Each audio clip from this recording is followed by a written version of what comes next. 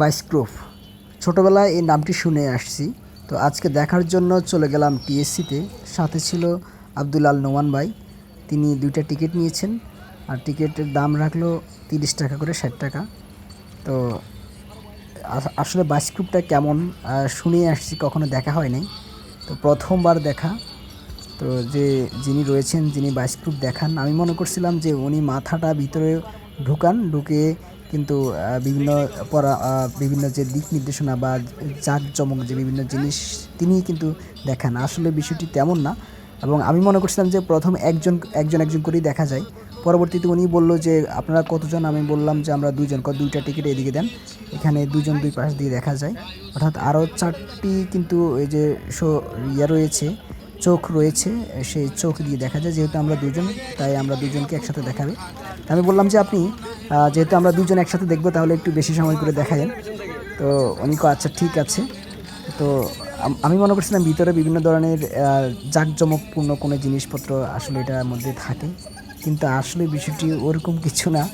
এখানে যেটি দেখা যায়, উনি হাত দিয়ে লাড়াচ্ছে, আর মাঝে মধ্যে এই কাঠের বক্স দিয়ে তিনি গান বাজাচ্ছেন, এবং গানের সাথে তিনিও তাল তাল দিচ্ছেন। এবং এটার মধ্যে যেটি দেখা যায় সেটা হচ্ছে বিভিন্ন খেলোয়াড়দের ছবি, এবং গ্রাম অঞ্চলের বিভিন্ন চিত্র। আমাদের এগুলো দেখে কিন্তু আমাদের এক সহকর্মী মহিউদ্দিন ভাই, তিনি ভিডিও করতেছেন এবং তিনি হাসতেছেন যে আমরা অতীত অর্থাৎ ছোট যে কিশোর শৈশব যে জীবন, সেই শৈশবে আমরা হারিয়ে গিয়েছি।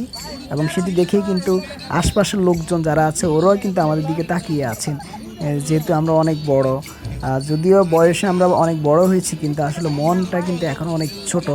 আশপাশের মানুষজন কিন্তু আমাদের দিকে তাকিয়ে আছে। এদিকে সাদ্দাম ভাই আছে, এরপর আমাদের ভিডিও করতেছে আমার বন্ধু রাজীব, সেও হাসতেছে। তো আসলে এখানে হাসির কিছু নেই। এখানে যেটি দেখা যায় সেটা হচ্ছে মিনারাজি। আমরা ছোটোবেলা যে মিনারাজি দেখেছি, এরপর হচ্ছে আলিফ লাইলা যে দেখিয়েছি, এরপর হচ্ছে খেলোয়াড় যারা। এরপর মহিউদ্দিন ভাই জিজ্ঞাসা করলো যে আপনারা কি দেখেছেন। তখন আমি বলতেছি যে এখানে যেগুলো দেখিয়েছি এগুলো মাত্র 30 টাকা দিয়ে, যে আমরা মনে হয় 3 সেকেন্ডও আমরা দেখি নাই। সো 30 টাকা অনেকটাই বেশি হয়ে গেছে। চাইলে ওরা আরও অনেকটা কমে কিন্তু টিকিট বিক্রি করতে পারে। তবে 30 টাকা গেলেও একটু ভালো লেগেছে যে কয়েক সেকেন্ড আমরা দেখেছি। আসলে দেখার পর আমরা একেবারে শৈশবের যে স্মৃতি, আমাদের গ্রাম অঞ্চলের যে স্মৃতি, সেগুলোর মধ্যে আমরা হারিয়ে গেছি। আমি টিএসসিতে বসে বসে যখন এগুলো দেখতেছি, তখন আমি মনে হয় ঢাকায় নেই, ঢাকায় টিএসসি নেই। আমি মনে হয় শৈশবে সেই ধান ক্ষেতের যে আইল, কৃষি জমিতে যে আমরা ছোটোবেলা যে ধান রোপণ করেছি, সেটার মধ্যে হারিয়ে গেছি। অন্যদিকে নোমান ভাইয়ের অনুভূতিটা জানতে চাচ্ছে মহিউদ্দিন ভাই।